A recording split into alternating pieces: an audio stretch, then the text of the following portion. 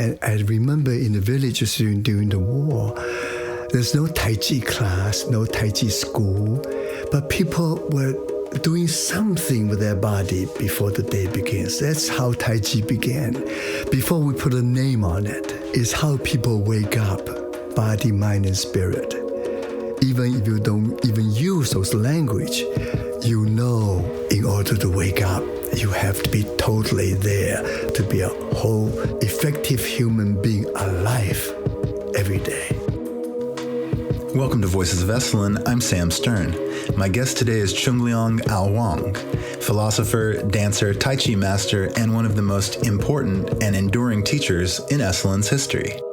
Born in Shanghai, China, Huang moved to the United States to study architecture and cultural anthropology.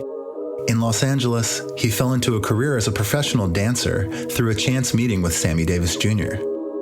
In the mid-1960s, Huang became a close collaborator with the philosopher Alan Watts, who would introduce him to the Esalen Institute. He soon became a beloved teacher at Esalen, particularly well known for his collaborations with Watts, mythologist Joseph Campbell, Huston Smith, Gregory Bateson, Laura Huxley, and Carl Rogers. Huang is a fellow of the World Academy of Art and Science, director of the Hong Kong Dance Company, and the author of 18 books. At age 82, he continues to teach Tai Chi every year at Esalen on the pool deck, which bears his name. My life has been war after war, escaping from one place to another. In fact, the day I was born in Chinese history is called the Bloody Saturday. That was when China and Japan actually engaged in war. Air Force up there in the sky over Shanghai was fighting. And unfortunately, that's one of the saddest situations. China, the Air Force only learned how to fly from the American support, from the old American airplanes. They were learning to fight, but they were not experienced. And they were not the best airplanes. So they were fighting Japanese up there. And Japanese has a warship there by the bay. Chinese supposed to bomb that ship. Somehow they bombed their own city, killed their own people. Many people, innocent civilians died. I was born right in Shanghai in the hospital, right there. That's my birthplace. So I somehow survived. I didn't get killed. And I lived. After 11 days of my birth, my family escaped on a refugee ship to go to Hong Kong. From Hong Kong, went to the southern part of the village. We survived 8 years during the war, Sino-Japanese War. Took 8 years. Eventually, Japanese surrendered, and after Pearl Harbor, then we went back.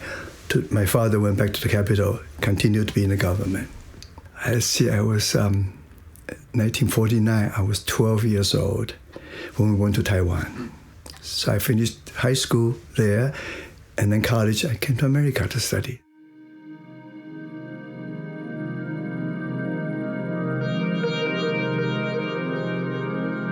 So when I came here, my eldest brother was already here. He said, well, you should study engineering because it's useful to go back home to serve your country. But I was not interested in engineering. I was more interested in the arts always. So I made a compromise. I shifted into architecture. And I became an architect. But during my school years, I was interested in movement with my Tai Chi, Kung Fu. And as I started dancing in college, I was one of the few men willing to put on tights and dance. So I became the star of our college musicals. But that just piqued my interest in theater. But of course, I wasn't going to become a theater person. I had to finish my school. Yeah. So and after graduation, I worked as an architect in Beverly Hills for a very short while.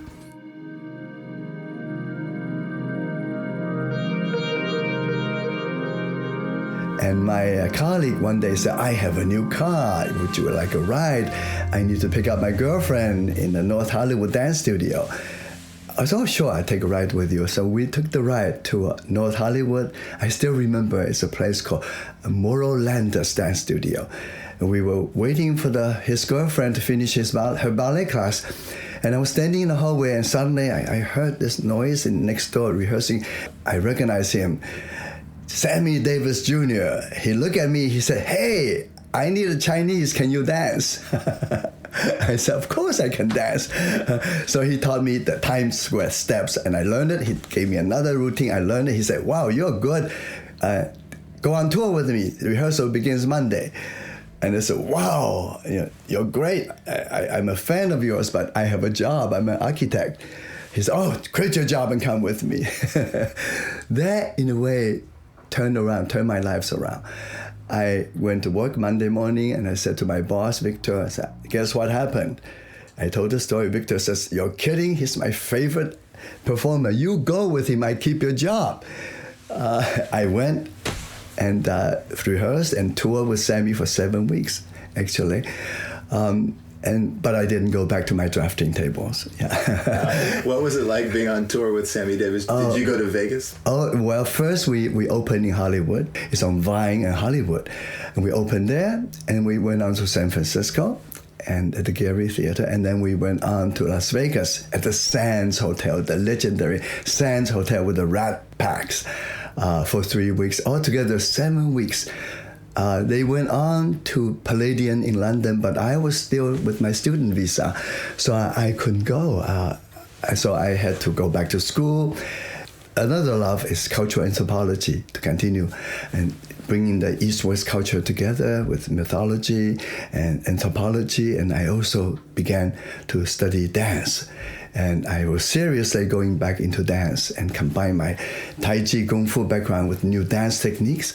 And I ended up making my debut in Jacob's Pillow Dance Festival, New York Festival, Dance in Central Park, American Dance Festival.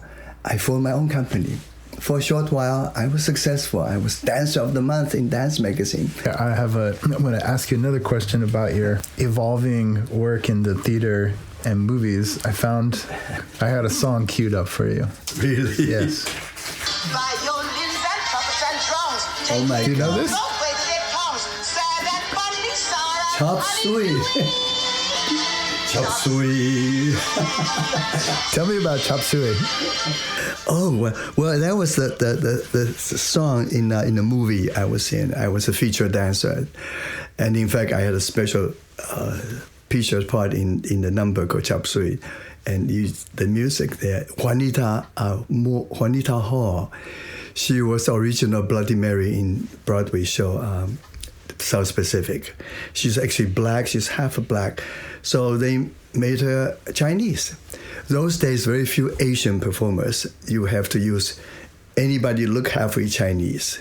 You have black people, you have Filipino, you have Japanese, you have half Japanese, half Chinese, and you have Caucasians with plastic eyes to look like they have slitty eyes.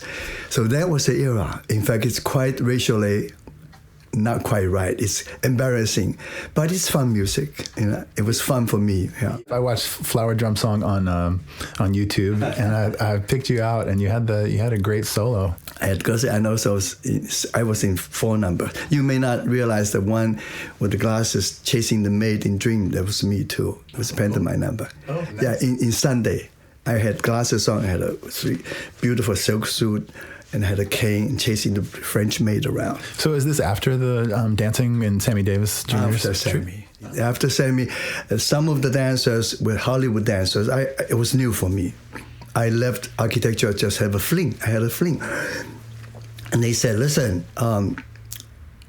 some of them going to audition. So you're Chinese, you can dance. You better.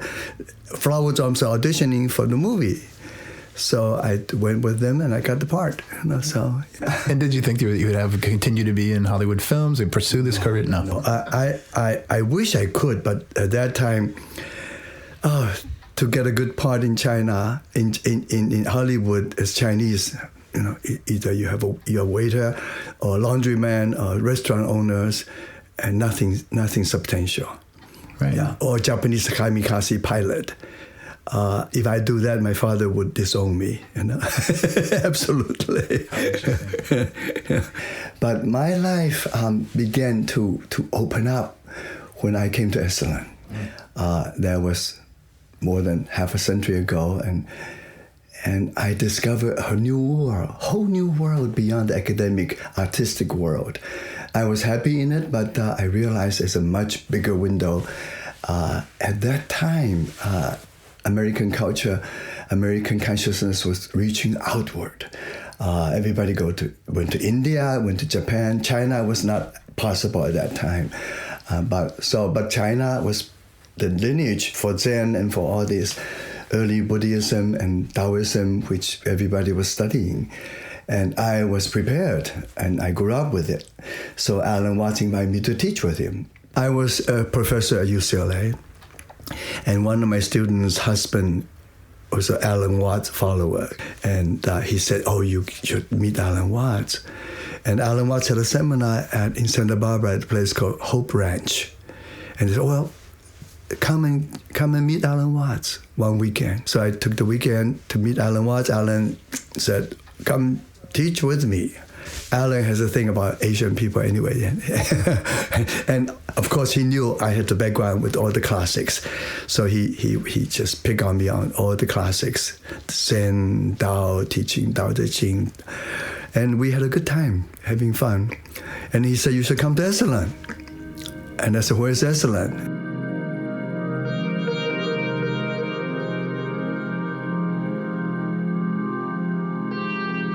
I remember the first time I was here, Michael Murphy welcomed me with Alan was teaching. And at that time, we had only the lodge for food and eating. After meal, we will put all the chairs and table away to do seminar there. It was informal, it was wonderfully intimate. I was impressed with this beautiful place. I also loved the hot springs because I grew up in China, loving the hot springs. So I was intrigued, but I was busy teaching South at UCLA. And later I met Dick Price, and he was quite a student and very much of a deep study of Taoism and Chinese classics. So we share that in common. And he kept saying, come up and teach here, be with us, and come visit the staffs and come to our staff week. In fact, I came up and got to know the folks here, and we're very in tune. Slowly, and I decided maybe I will find some time to come up and teach here. And I was probably the youngest teacher here, almost half the age of most teachers here. And I became a good student. I sat by their feet and learned from them. I still remember being here with Fritz Perls, Charlotte Selver, Ida Rolf, and early mentors, Carl Rogers, and later with Will Schutz, and Encounter Group. My two most important collaborator through the years at Esalen began with Alan Watts, of course. And I was so impressed with this Westerner writing about my culture so well. He was able to talk about what I grew up with. In fact, he was able to write the ineffable so effably impressive. So once we met, we became kindred spirits right away and mutually. He appreciated what I could do. I appreciate what he could do. In fact, in the beginning, mutual admiration, also mutual intimidation. He was intimidated by how free my body was and how easy I can let my spirit and body, mind, spirit express. And he was more of an intellectual. He was a philosopher sitting down all the time talking. And I was intimidated by his facility in language. I worried about my incompetency matching his verbal intellect. And this is what Alan said to me, Chungliang, don't you ever improve your English. He said, because it's your second language, you have to fumble, you have to use your gesture, you have to use your whole body, you have to use your emotion and feelings to express what you want to say. And I, Alan Watts, who speaks so well, perfect English, sometimes I think I've said it all. He said, I need to learn to move with you. I need to Tai Chi boogie with you. Please help me. And I said, hell, good. Please help me with my language facility. So we help one another, each other. And we became good partnership. And in fact, when he was researching, doing his last book he wanted to do on Taoism, he asked my help. And in fact, he asked not only my help, he asked my mother's help. Because not only I do research with him, I discuss with him all the chapters. I also did a visual cover for him, and also each chapter calligraphy. But also we want the Chinese notes and of all the quotes we have. And he wanted me to do it. I had little patience to do small print. So I said, well, just ask a good Chinese calligrapher who does it beautifully. And he said, no, we can't just get somebody without any personality, he said. And one day he saw the letter from my mother. He said, who is this? Who's writing this? I said, my mother. He said, oh, this is perfect. She has both masculine and feminine energy, and it's real. Please ask her to do the notes. I said, I don't know. I asked, but you have to ask her. So he called my mother, and my mother said, I'll ask my son. After I approve it, my mother said, okay, I'll do it for you. And if you read the book, Down the Watercourse Way, all the notes are by my mother. And the calligraphy on the cover. So we do this mix and learning together.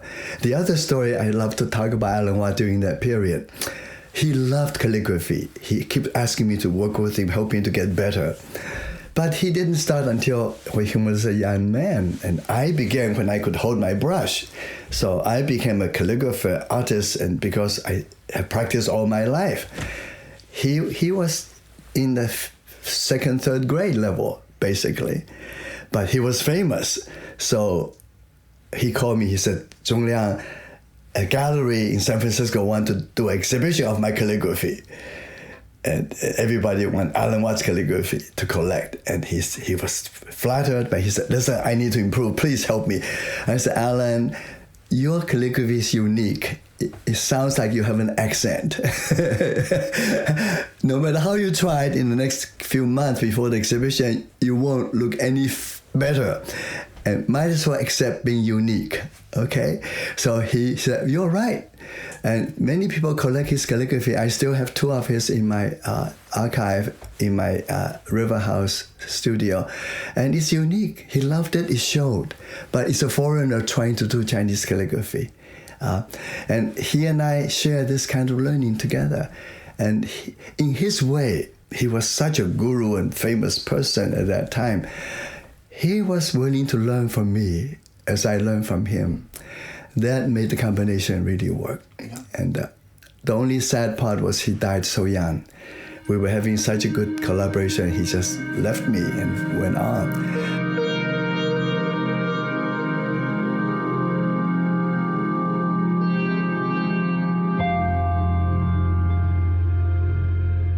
And the other person you want me to talk about, Joseph Campbell.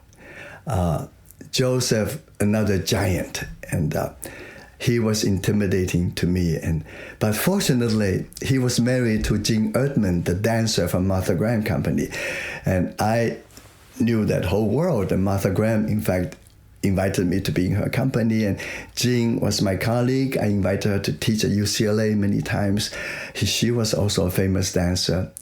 And in the early days, I only know of Joseph Campbell, other than an intellectual person, Jean Erdman's husband. Jean was more famous. But after Joseph Campbell retired, we invited him to come to Esalen. And of course, a small circle of people really knew his work, admired his work.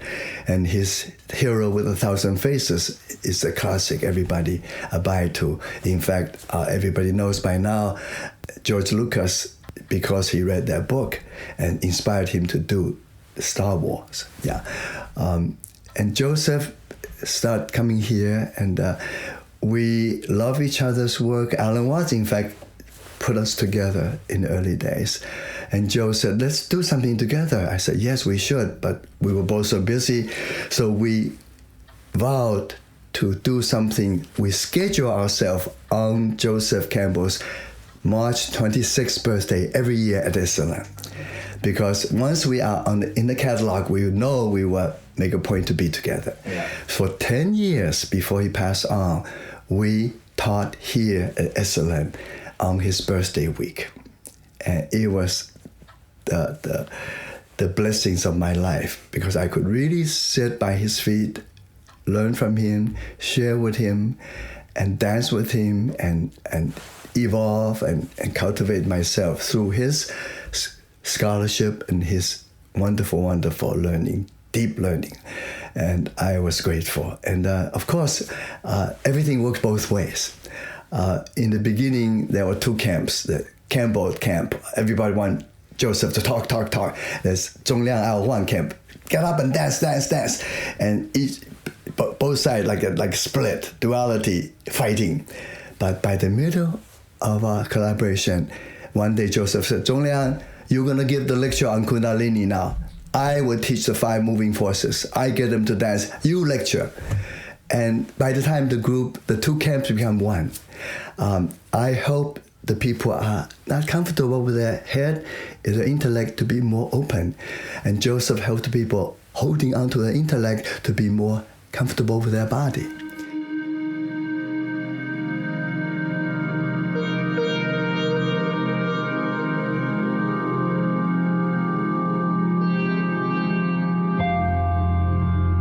In fact, I must give tribute to the earliest Tai Chi teacher here.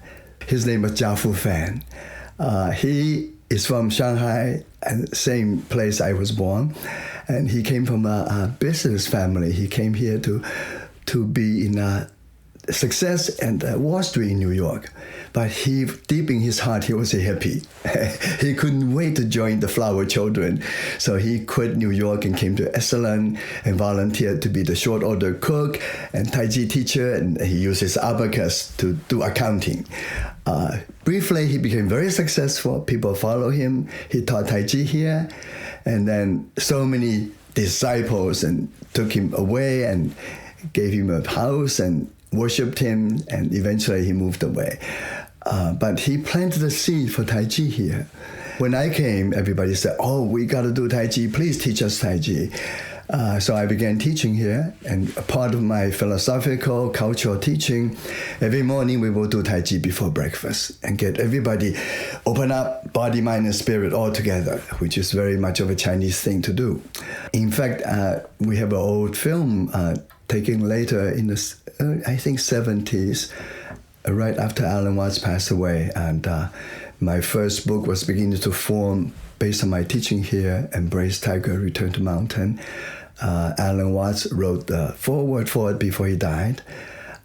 In that film, you can see all of us in Indian shirt and drawstring pants and flower children, flower in our hairs, dancing, and it was fun. That was the early freedom days. I was actually quite square. I was artistically involved, academically involved. In fact, the image, I can see myself still. I had to wear a straw jacket with patches of leather on my elbow. I had a briefcase to teach. Of course, you go to the locker room, you take your clothes off, put on your leotards and tights and teach. But that was the time. Actually, I was a pretty square. I had the free spirit in me, and I loved the freedom at Esalen, but it was a little intimidating, actually. Also, I was too clean cut. I wasn't ready to inhale and do all those things. And but lo and behold, I realized it's the true spirit I was interested in. I want to share the essence of Chinese philosophy. And Tai Chi is a metaphor. Tai Chi is a philosophy. I want to also shift the perception at that time, thinking Tai Chi is a Chinese thing. It's a structured thing you got to learn step by step. In fact, it looks like a soldier marching on Tai Chi deck, which is very un-Tai Chi. Can you imagine all the trees grow the same way or move the same direction? No way. That's not Tai Chi at all. So I began teaching creative Tai Chi to invite everybody to rediscover Tai Chi every morning with me, because Tai Chi must be your own creative dance. And Tai Chi is a metaphor. It's a philosophy you use, but we are Americans in Big Sur. We are Europeans in Europe. You learn your own Tai Chi development. Your body is your instrument. No matter what color of skin, shades of eyes, you must move in a Tai Chi way, the way you are, authentically. That is my contribution, right from the beginning.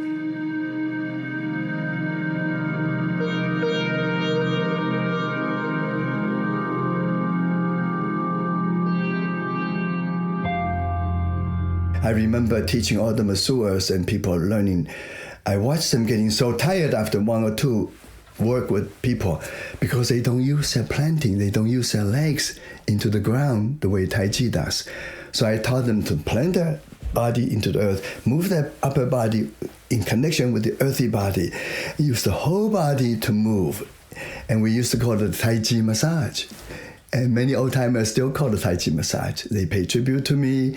When they do training here, they insist the trainees come to the deck every morning to study with me. Yeah. Did you have contact with Ida Rolf in the early days? Ida was also here. Ida was wonderful innovator, but different approach. He dig deep into the muscle to find the deep tissue. In fact, there's a joke at Esalen, and when we smile and dance softly on the deck, Ida was digging in. We hear screaming all the time. My mother used to come up here for my birthday in the summer, and she said, something is really wrong with all these people screaming, killing each other. I must stop the whole thing. I said, Mother, please, this is adult mutual consenting, adult sharing therapy is quite legitimate. Everybody just imagine my mother, she's quite a woman warrior with sword practice, and Mama Huang go into a massage room with his sword. Her sword says, stop this, difficult. But that was a joke at Esalen. But Ida was very, very clear what I was doing was a compliment. In fact, one morning when I was on the deck watching Ida, watching some very pseudo Tai Chi practice from another school, all lined up, Ida said, terrible. And then she saw me coming in the back. She said, oh, I don't mean your Tai Chi. I said, listen, I agree with you. This kind of Tai Chi all lined up like wooden soldiers are terrible for the body.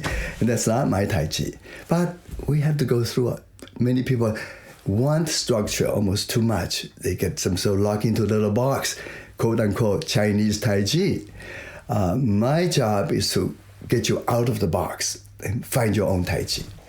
One of my current joke with my network is people come to me and say, oh, Chungliang, thank you. I studied with you a while ago.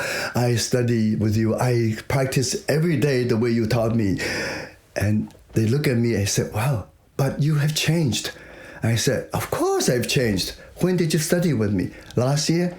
I have evolved. I've grown for a whole year. Are you still doing last year's Tai Chi? Poor you. You are stuck back there. See, this is what people need to learn. Every day, a new sunrise is not the same sunrise. Every evening, a new sunset to appreciate.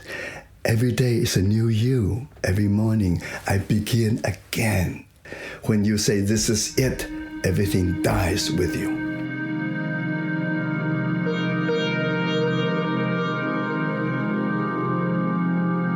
Well, talk to me about human potential, because it seems that human potential has always been the reason that Esalen is here. Were you impassioned by the idea of human potential from the beginning? Absolutely. Being Chinese, the way I grew up, Chinese philosophy is all about cultivation. How to cultivate. You were born innocent. You practice, you learn to be a good human being. That's very basic of, I think, all ancient philosophy, all ancient culture. At the structure of dynasty after dynasty, government after government, you have rules, you have structures. But underneath, go to the depth of the crux, is how to be a good human being. Everybody agrees. Whatever country you come, whatever culture, okay? I grew up with that. So to be a good human being is to know you have a potential to learn, to adapt, to become a really good human person, to live in this world, to be a world citizen. That's right in the depth of it.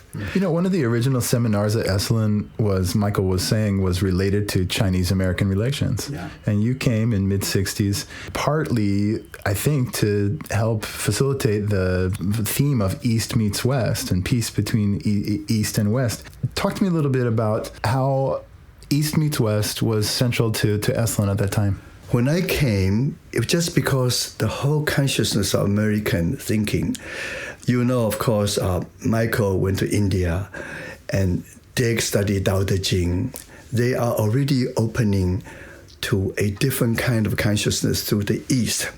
At that time, too, in the 60s, the flower children, hippiedom, everybody believed they need Eastern philosophy to balance their thinking. It was the beginning of so much interest in Eastern philosophy. I happened to be at the right place, the right time with my background. When I came here, everything they want to talk about, I grew up with it. So I was instant teacher, could supply all the information. Alan Watts said, you should come teach me. I talk about it, you should do it with me. So Alan Watts was a student of Taoism, Zen Buddhism, but I grew up with it. And he said, you should do Tai Chi and show them the physical, the spiritual part through the body. And I knew what I was talking about. I was interested in coming here. I was also young, and I was interested in learning from all the early innovators. Yeah, I was a good student. They were a good mentor. And they also used me to support them. I'm curious about the ego. I don't know if you've ever done much teaching about it, but it feels like it can get in the way of getting in that present moment. Is there a way that you can kind of advise to be outside of the ego? The superficial ego, which is so divisive, so damaging for really brilliant people. I have watched it happen all the time. And Esalen is full of stories like this, with so many brilliant people used to come here, still coming here to teach. We will always be dealing with that. Now, one thing I can contribute, being very young, I was only 29, 28 years old, young professor, came to Esalen gaga-eyed with all these brilliant mentors. I had no problem. I wasn't competing with them. I was grateful to be their students. I was just being myself. And these wonderful, brilliant people, usually some of them have too much ego. They couldn't work with other people. But I do not impose any threat. I'm not competing. They invite me to collaborate. I became one of the early collaborators for all these big shots. Why? Because I have no sense of competing with them. Because I was interested in cultivating myself. I learn. And they can learn from me because they don't feel threatened by me. That's interesting. You know, I was watching The Watercourse Way, this film that was made in the early 70s, and noticing your dance and sort of thinking the dance was characterized by a core person without a great deal of... It wasn't about showing off. Yes. It's about expressing what you really feel. Your Tai Chi practice is really to see that you are part of nature, not you're performing something pseudo-Chinese. When people are trying to show off their Tai Chi practice, they become superficial. Yeah. But the true Tai Chi practice, you are so inspired by nature, you become nature. Then it's wonderful to feel, to be without having to admire you, having to think you're wonderful. You know, if you've become self-conscious of showing Tai Chi off, you're not really doing Tai Chi anymore. You know, I've been performing all my life. I'm a performer. But I know at my best performances, when I get older now, I become less flashy. I become more me. I do it for me, not because I want to impress people. That comes through age and experience. But I have to admit, as a young person, you want to impress people. You are lucky enough to have a good style, and you are facile, you are brilliant, and it's nice to be admired. Okay? We all need that. We all has that ego. But you also need to learn that's not it. Yeah. And so thank goodness you get old enough, you can get slightly wiser. There's certain compensation for getting old. Yeah.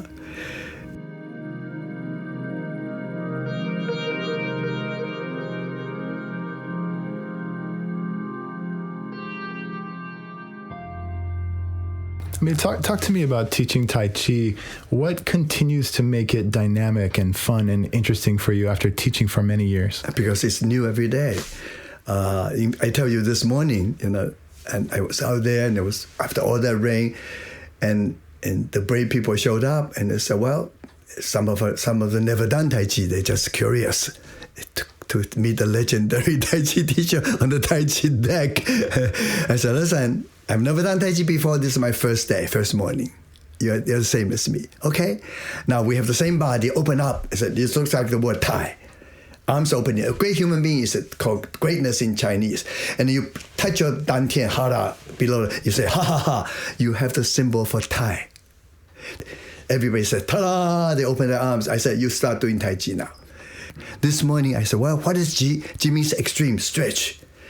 Look up, you have sky. Look down, you have the earth. You're stretching yourself as tall as the sky, as deep as the earth. Go root yourself down. I've never taught Tai Chi trying to make everybody look Chinese-y or look within a form, which is choreography. It's nice to have a structure.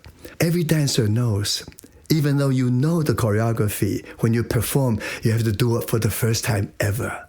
You don't just do the job. You need to forget the structure and be a dancer. Yeah, I mean, I see that you have a vitality to your being, and it must be from the improvisational nature of living. I want to inspire myself. If I can do that, I inspire other people.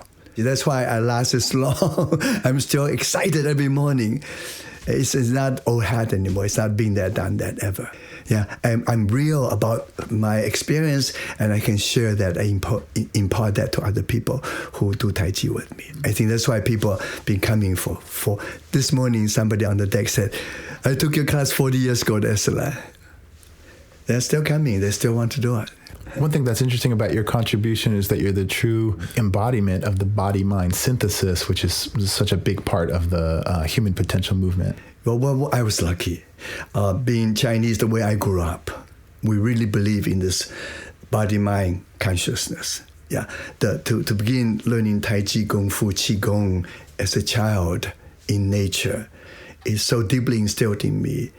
And if you are regular Chinese peasants, even in the field, and before you till the land, you do your version of Tai Chi. I remember in the villages during the war, there's no Tai Chi class, no Tai Chi school, but people were doing something with their body before the day begins. That's how Tai Chi began.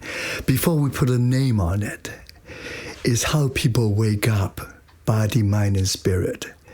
Even if you don't even use those language, you know, in order to wake up, you have to be totally there, body, mind, spirit, to be a whole, effective human being alive every day. Right now, I can see we're talking to each other. Your body changed with me. See, when I talk about God, I can see you're feeling the God. And when I talk about that, I said, bring it in. You are doing it because we're affecting each other as two human beings. We are similar. We have the same instrument. Yeah, we are not different. No matter what nationality, what color of skin, we have the same human essence.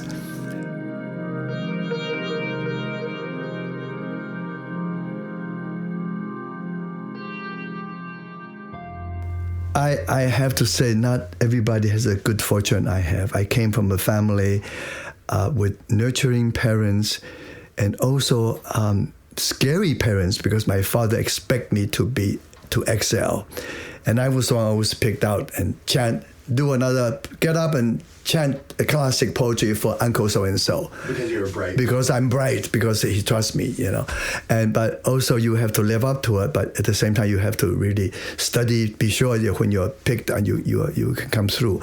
So all my life I'm struggling with that a little bit, but also you also build up confidence because you do learn to trust your study and you are ready for it. But also I think intuitively I'm a good improviser. Improvisation is best way is not faking it, is trust something will happen if you just go to the middle of it. If you jump into the moment, something wonderful will transcend your fear and you'll be amazed how things happen to you. Okay, that is a good improviser in life, which also to trust the moment because you don't fix it. You don't try to fix it for the way you want it. You have to be a little bit not knowing. Yeah. The unknowing is important. And of course, it comes from experience. Yeah, I was lucky all through my life. I have many opportunities to learn, to have success with this unknowing, to improvise well, to have certain success out of my trust in myself. Yeah, you can learn to be better.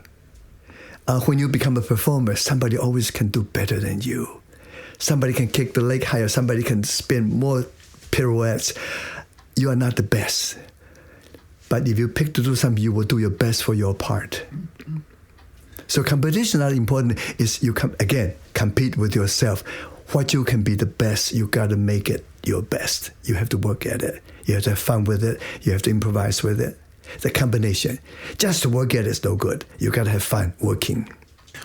What is your secret superpower? What is something you're very good at that maybe nobody knows? It's my intuition, my imagination. It's my innate ability to hear and see and feel the good things happening. And I know how to touch it and taste it and be right there. And also I know when I wake up in the morning how old I am because I've used this body for 82 years. It's not as agile, as sprite, as springy as when I was even last year. No, that's a reality you have to deal with. But you learn watching your elders. Some of them are wiser than the others. Some of them continue to grow and to inspire you. Some of them get trapped, get stuck. When you look at the flowers smiling back at you, how can you not respond?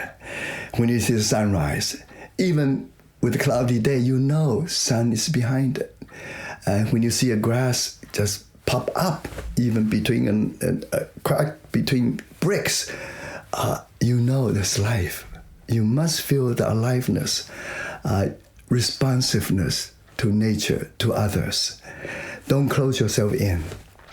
And be the joyful person to contribute to the world.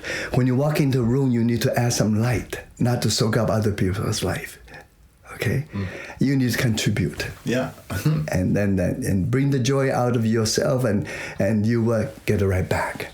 Yeah, that helps a lot. I tell my children and grandchildren, your grandpa still don't know what he want to do when he grows up. Well, there's so many things. Like Chinese banquet we grew up with. You don't just eat one dish. You savor a variety of things. Same thing. And I just hope I don't become jack of all trades and master of none. And what I'm interested in, I go deeper. And there's so much more. Yeah. I just need to have more incarnations. I pray, give me several more incarnations so I can continue to learn.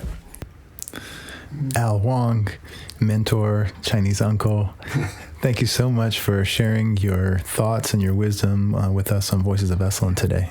We're also grateful to be part of it. Yeah, and let's wish for the best for Esalen's future. Because it's for your generation, your children's generation. You're 4 months old. I see the sons and grandchildren here. So it's up to you people now. Okay?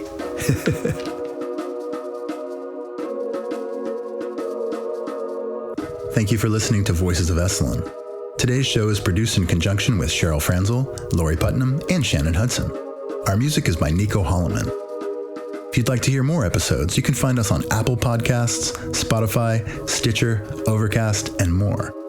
You can also find all of our podcasts archived at our website, esalen.org. That's ESALEN.org. The Esalen Institute is a nonprofit organization.